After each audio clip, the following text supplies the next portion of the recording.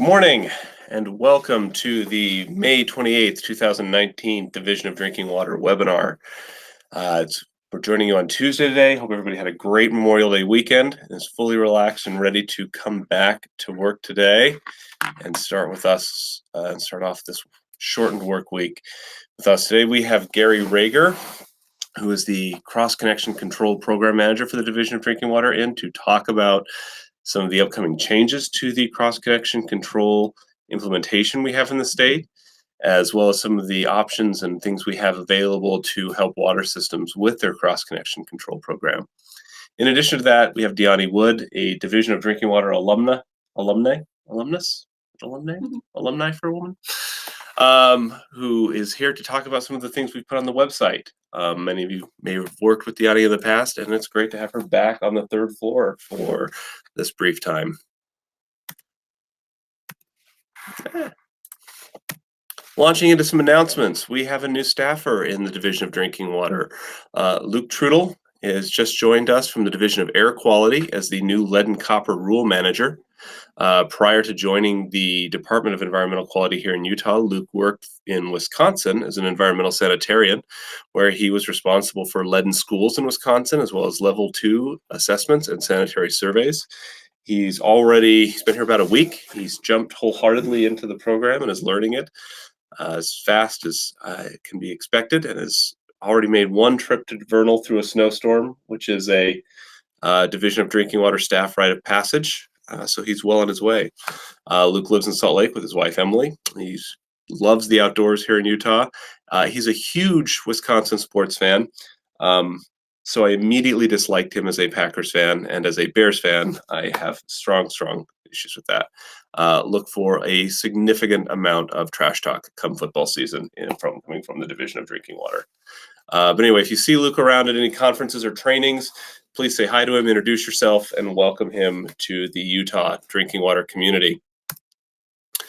Some upcoming events and announcements to let you about. IPS 2020 is coming. The revisions to this rule are significant and will impact almost every system in the state in some shape or form.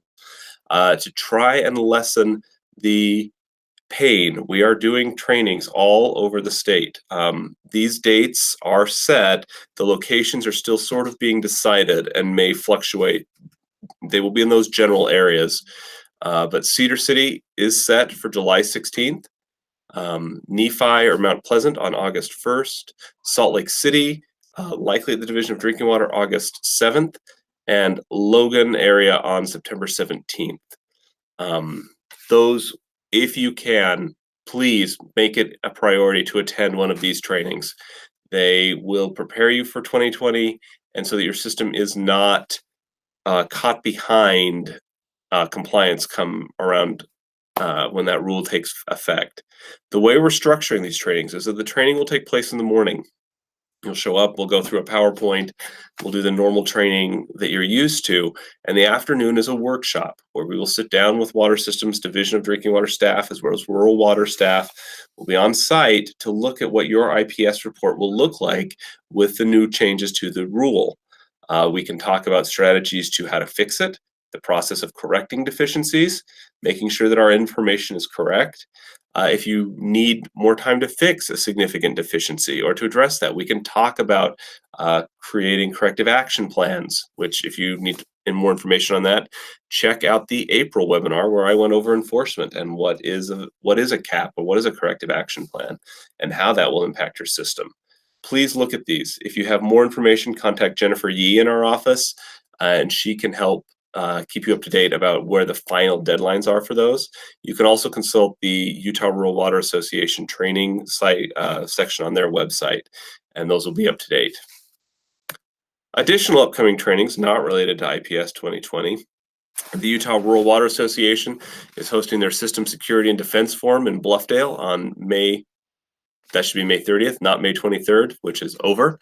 May 30th. The Safety and Training Golf Scramble is in Cedar Hills on June 5th.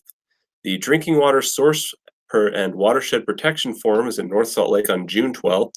And Rules of the Water Industry, Navigating Your System Compliance is June 19th. There was no location for that. So continue to consult their website to make sure you know where those are and the exact building locations for those. The American Water Works Association Intermountain Section has a cram for the exam to prepare new operators to take the operator certification exam on June 6th. And there's a free small systems training in Smithfield, Utah on June 9th, where you can get CEUs and training provided by the American Water Works Association Intermountain Section. All right, that is all of the updates and news coming from the rules section in the Division of Drinking Water. And with that, we will turn it over to Gary Rager.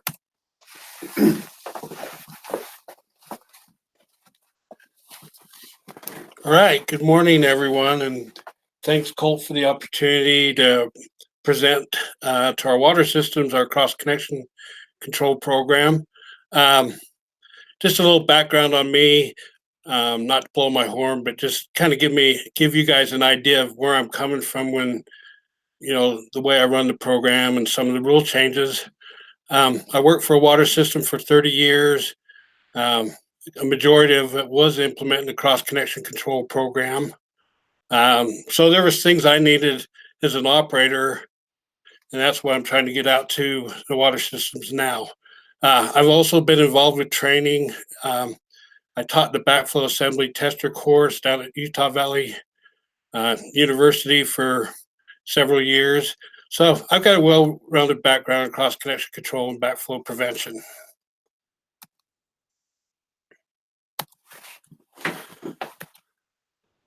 Okay, just an overview of what I wanted to cover today. Within the cross-connection control program, we have two rules. One rule is in regards to the cross-connection control requirements for water systems. And so I want to give you an overview of what that rule looks like, what's required of you as a water system. And then, I want to highlight some of the rule changes that were implemented at the beginning of this year. Look for a golden star in my presentation, because that'll indicate that was a significant rule change and something that you need to be aware of. I'll also be talking about the certification program rule. And then I wanted to talk about some of the teams we've put together and some of the activities we're doing in cross-connection control and backflow prevention to get people involved with our program. And that means you. If you want to get involved, just contact me and we'll get you on one of our teams, invite you to our coalition meetings, etc. And then, like Colt said, we have Deanne Wood here today. Basically, she put online last week a new version of our website for cross-connection control. I think it's going to be very useful to water systems. Okay, our first rule, cross-connection rule, 309, 105, 12. These are the requirements for our public drinking water systems. And I just want to give you an overview of what's inside that rule that you need to know. Okay, water suppliers shall not allow a connection that may jeopardize the drinking water quality.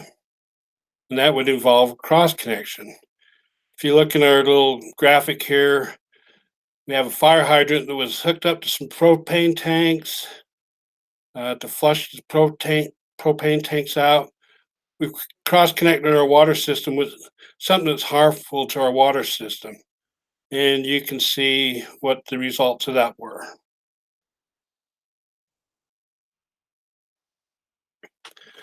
Okay, our cross-connection rule says cross connections are not allowed unless they're protected by an improved and properly operating backflow prevention assembly or a backflow prevention device or air gap. Okay, and by approved, we mean that needs to be approved by two different approval agencies. Their requirements are that backflow assemblies shall be able to be tested in line, and you're able to repair them in line. Okay, all backflow assemblies shall be tested annually.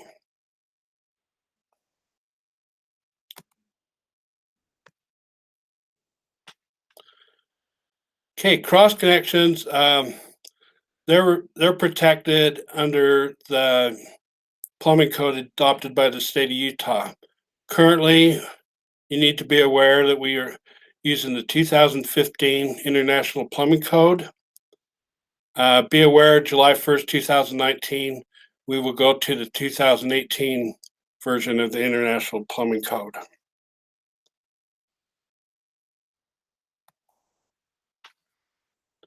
Okay, if you're a public drinking water system and you also have a secondary source of water, such as pressurized irrigation, you need to know that you shall prevent connections between the two systems. That's a state law.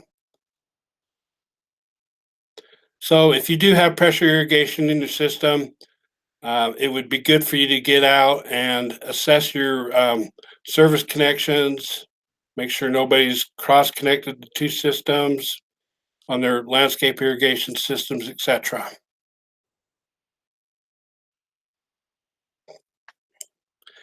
Okay, then we'll talk about the 5 elements that are within the cross-connection control program rule. Okay, each water system shall have a functioning cross-connection control program that consists of 5 elements. Okay, these elements must not only be implemented, but they must be documented. So you need to get out there and do your field work, and the field work you're doing, make sure you document what you're doing. That's in some of our sanitary surveys, that's the biggest holdup is lack of documentation. Speaking of sanitary service surveys, this is where compliance to the cross-connection control program is verified. So we'll talk about those 5 different elements. Okay, the first thing you need to have in place is an authority statement. Okay, this could be an ordinance, policy, or bylaw. Okay, within this policy or bylaw or ordinance, you're going to want provisions for either elimination or protection of cross connections. You want to make requirements on having backflow assemblies tested. You want to have requirements for enforcement. You know, if somebody doesn't comply with installing the backflow assemblies or devices, will you terminate water service or will you fine them, etc.? You need to determine that in your authority statement.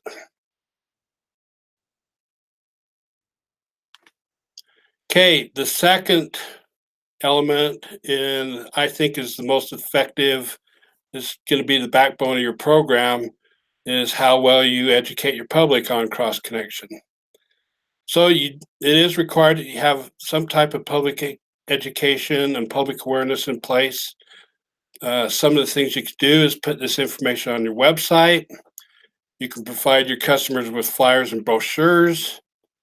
Another effective way is to get out and work with the kids in the schools because they really suck this information in. They take it home and give it to their parents.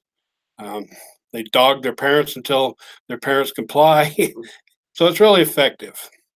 Other things you can do is with your billing, you know, put in a stuffer, a simple message, you know, at least some contact information to contact you, what the requirements are.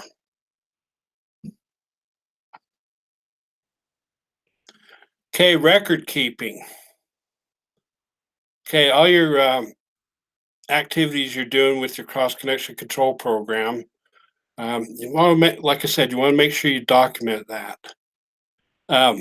Number one thing you need an inventory of backflow assemblies and any high hazard air gaps. Okay, for these backflow assemblies, you're going to also need to keep a record of testing and repair history. Okay, when you do a hazard assessment, make sure you document everything you do on that assessment. Location of the facility, what you found in the facility, what your recommended corrections were for any cross connections you found, etc. And then document the corrective actions. For example, you required a certain facility to have their cross connections protected within 30 days, etc. Make sure you document that. And that includes, any letters, notices you sent out. Okay, if you happen to have a backflow incident, you want to make sure you document what happened on that incident. The importance of that, not so much, you got a record of it, but you can actually learn from what you've, you know, recorded. How to prevent these in the future, how to take different remediation steps in the future. So it's good to document that. Okay, key point here. Like, you need to keep this documentation for 5 years minimum. Okay, so when our sanitary surveys come out, they ask to see your record keeping. These are the types of things they're looking for. Keep them for 5 years in a binder.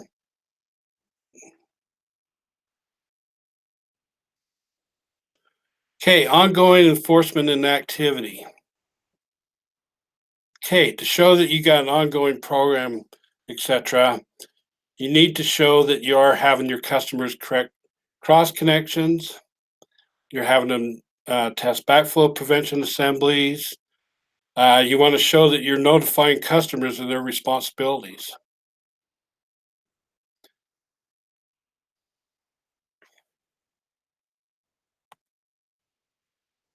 Okay, the fifth element. If you notice, I have a gold star there.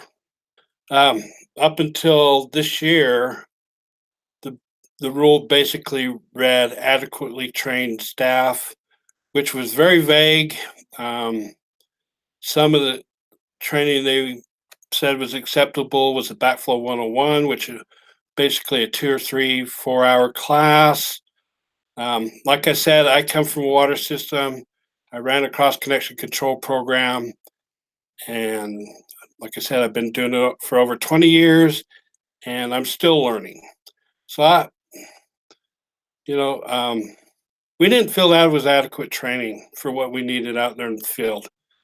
So we have made the requirement that all community water systems shall have a certified cross connection control program administrator. Um, this doesn't mean you need to create a new position. You can have somebody on your staff go and get this more extensive training. If that's not feasible for your system, you can utilize basically like a regional operator, to where somebody that's in your area and has a certification can come assist you with your water system. They can be the trained staff, agree to being trained staff of record, etc. If you have any questions on how to implement this, feel free to call me. I'm more than happy to figure out ways we can implement this for your water system, because all water systems are going to be different in how they do this.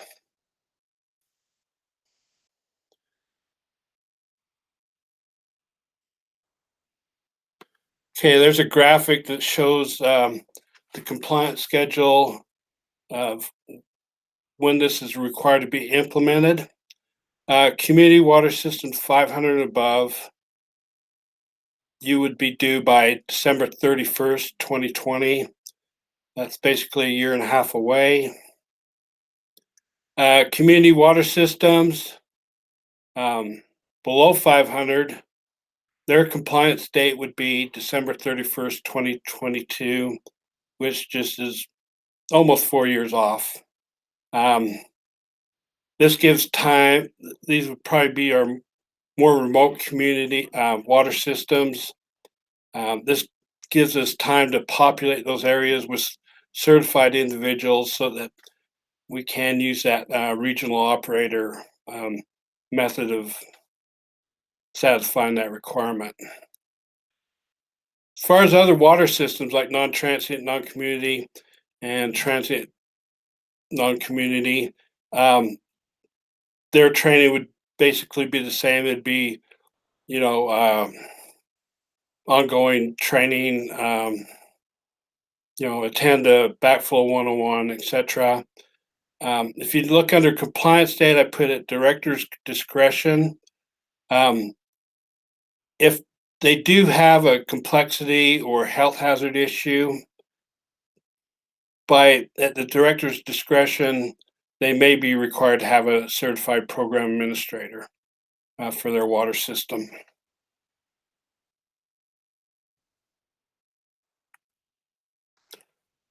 Okay, so what does it take to get this certification? Okay, we're going to go into our cross-connection control and backflow prevention certification rule. Basically, this rule is our blueprint, how we go about attaining the different certifications. And also, this is the rule where our cross-connection control commission is established. So I'll bring them up first. Cross-connection control commission of Utah. Okay, these are 7 individuals from different disciplines that deal with cross-connection control and backflow prevention. We have a representative from the plumbing trades, mechanical contractors, somebody that represents small public drinking water systems and the community water systems, non-union plumbing, and then our plumbing and mechanical officials. And we have a representative for our backflow assembly testers and our cross-connection control administration. Basically, Division of Drinking Water staff, we take the things we're working on and we present them to this commission, and we get advice on, where to go with, the different things we want to try. So they're a really useful group, and they had a big impact in some of the rule changes.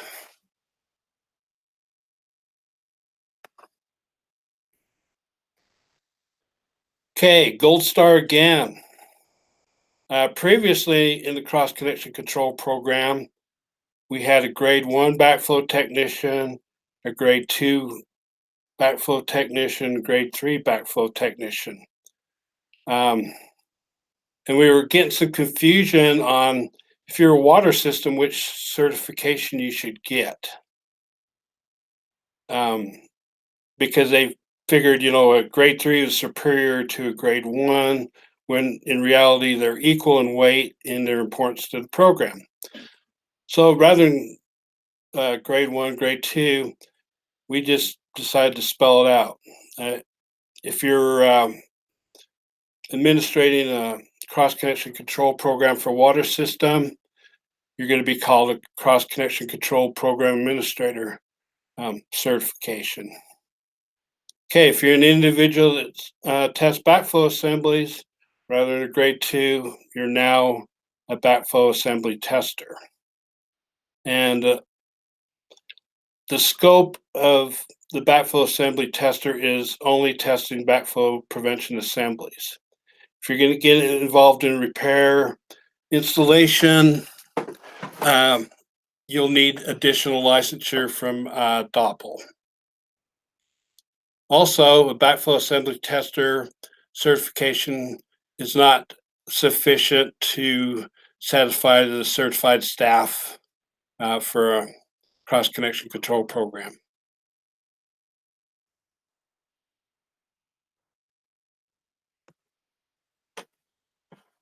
Okay, we've made changes in the initial requirements to attain a cross-connection control program administrator, formerly a grade 1. It used to be 32 hours of training. In discussion with staff and with our commission, we determined we could cut this training to a minimum of 18 hours. That would save, time away from work, traveling expenses, hotel stays for some people. And just a little note, we had our first training course under the new rule a couple of weeks ago, and we actually ended up with higher scores than normal with this 18 hours of training. So, okay, after you take that 18 hours of training, the Division of Drinking Water provides a 100-question exam. Become certified, you need to pass with a score of 70% or higher. Okay, renewal, that's also been changed. In the past, you came back every 3 years, took the course again, um, took the exam again. Now you renew by accumulating CEUs. This is an annual renewal. Okay, it's not every 3 years, it's annual. It involves 6 hours of training. The topics must be specific to cross connection or backflow related stuff within that year.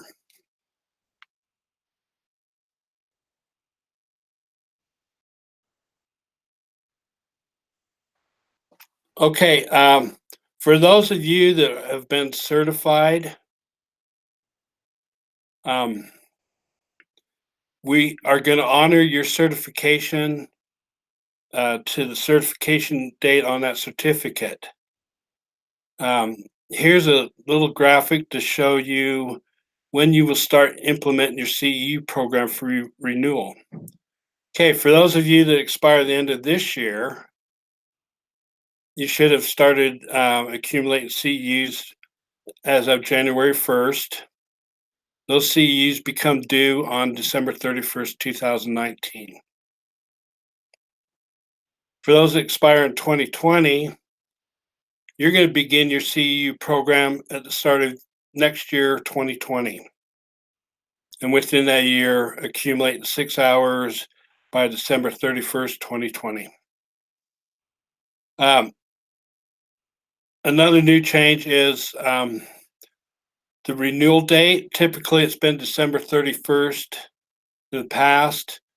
For new applicants, your renewal date will be a year from the date you were issued your certificate, which would be the date you passed your exam. So, for example, if you took the exam on May 11th and you succeeded in passing it, your new renewal date will be May 31st of 2020.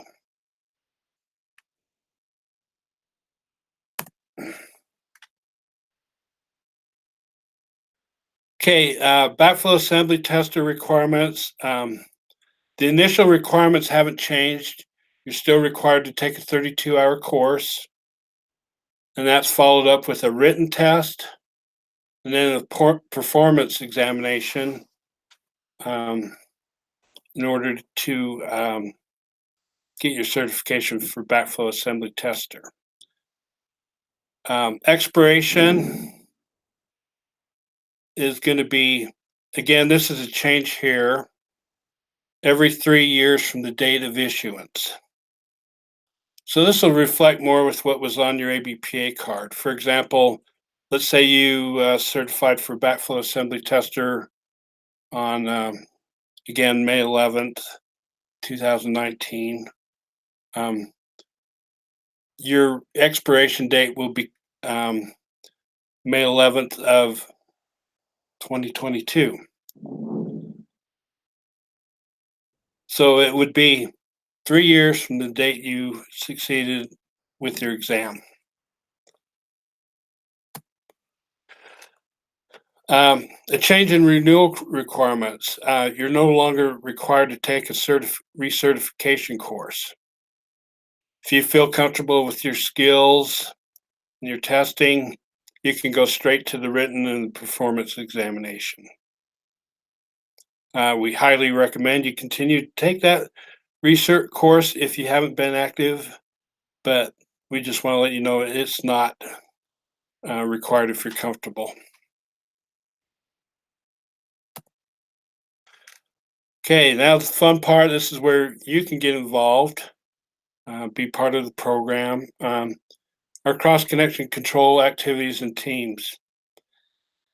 When I came on, I just wanted to get, like I said, when I was an operator, I felt better.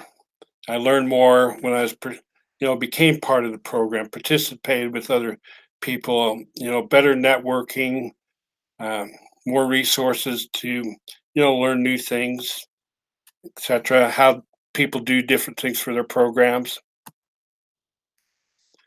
Okay, what I've been doing since I came on staff, been on staff 2 years now, a little over 2 years.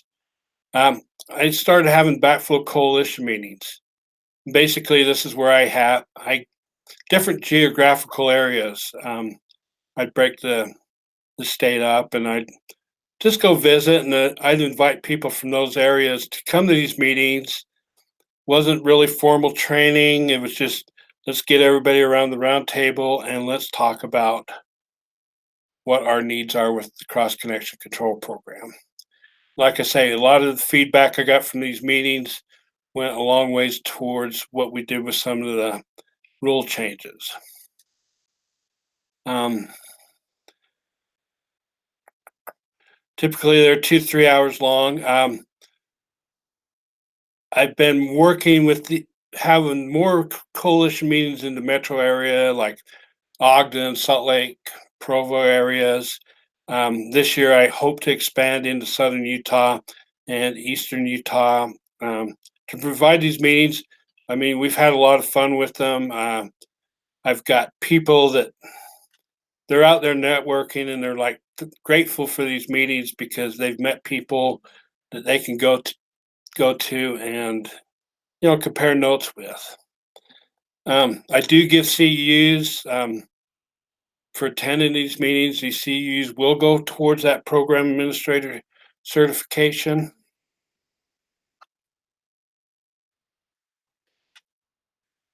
Like I said, basic agenda is what's important in that area, and then we have a roundtable. All the attendees. It's not me going to the meeting and dictating the meeting. I just kind of sit back and let them talk. Then also while I'm there, I give them division, updates, what we're doing as far as the program, etc.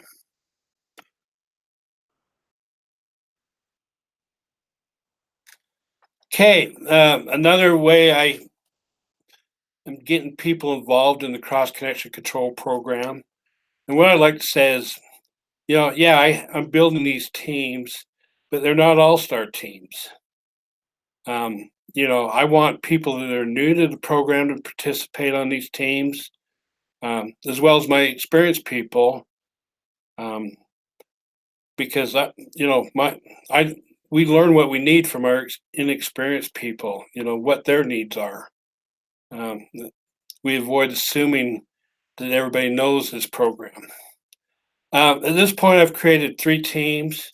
I have a rules and policy team, education and web team, and my leader from that team will cover the website here in a minute and show what that team's done.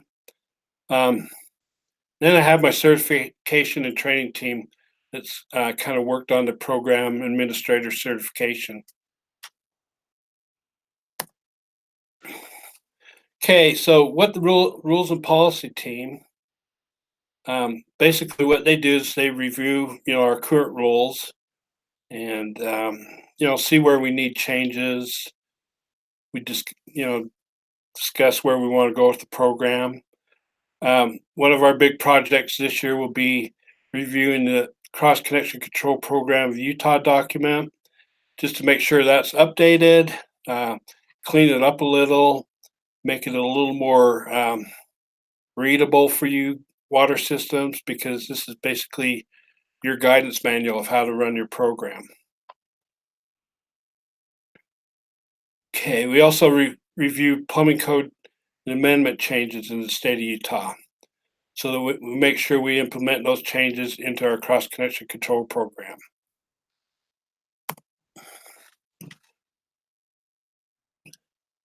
Okay, our certification and training team. These guys were really busy since the first of the year, because what we did is, with the rule change, we wanted to go through and look at our exam question bank. So we went through our exam question bank and we reviewed questions. We eliminated some of those that were maybe didn't apply to the program or were outdated. And then we also wordsmithed them a little to make them more readable, legible, whatever. And then we also created new exam questions so we could build our question bank. So like I said, those guys were really busy these last 3-4 months of the year.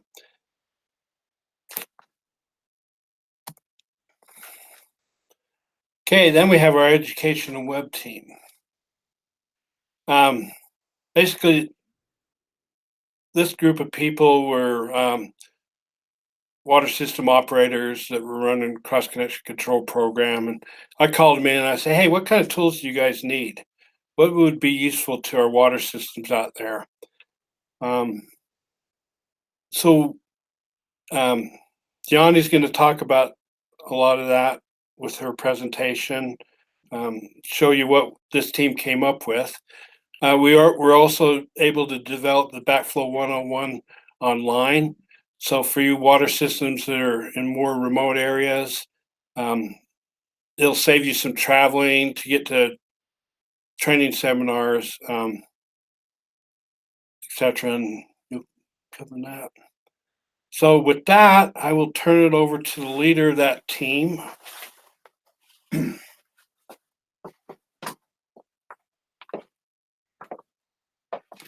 Okay, let's go take a look at the website. Which one is it? There we are. Okay, so to start, if you don't know already, this is how you can get to our website, drinkingwater.utah.gov. And it takes you here. And then scroll down, and on the left, you'll see this menu. It says Cross Connection Control and Backflow Prevention. That's where we're going. That's going to be a good resource for you regarding cross connection control.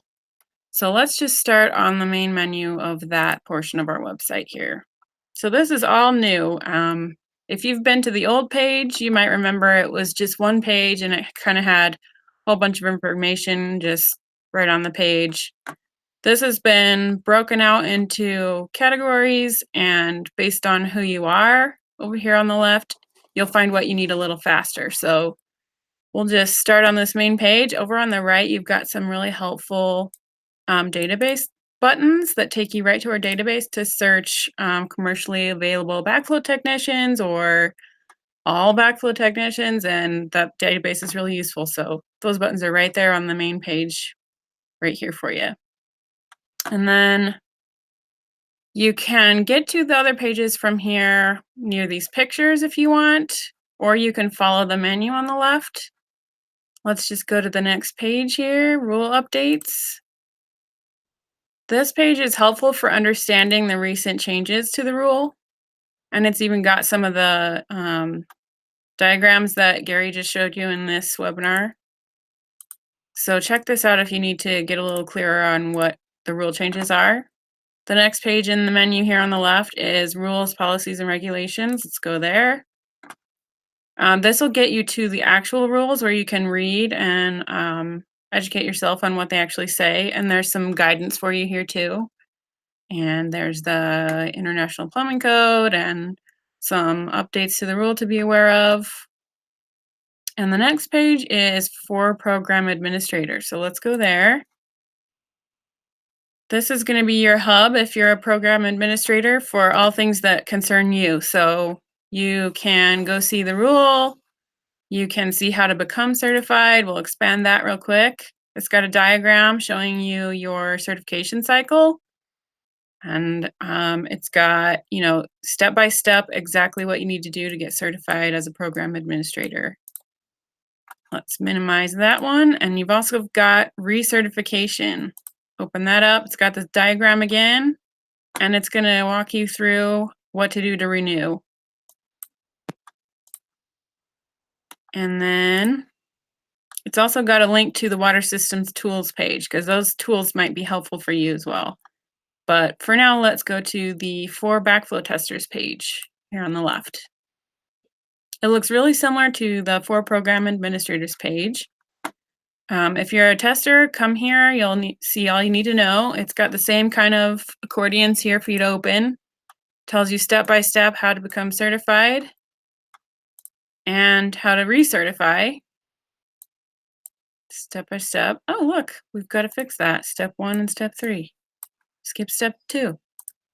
And this accordion is going to be helpful for you testers. It's got repeated, it's got the database links that we saw on the main page. So those are here for you as well. And then part of the things we've been working on for the team that works on the website is resources to offer you. Like, for example, this one, it's a backflow test report form. It's a PDF. You can download it and use it.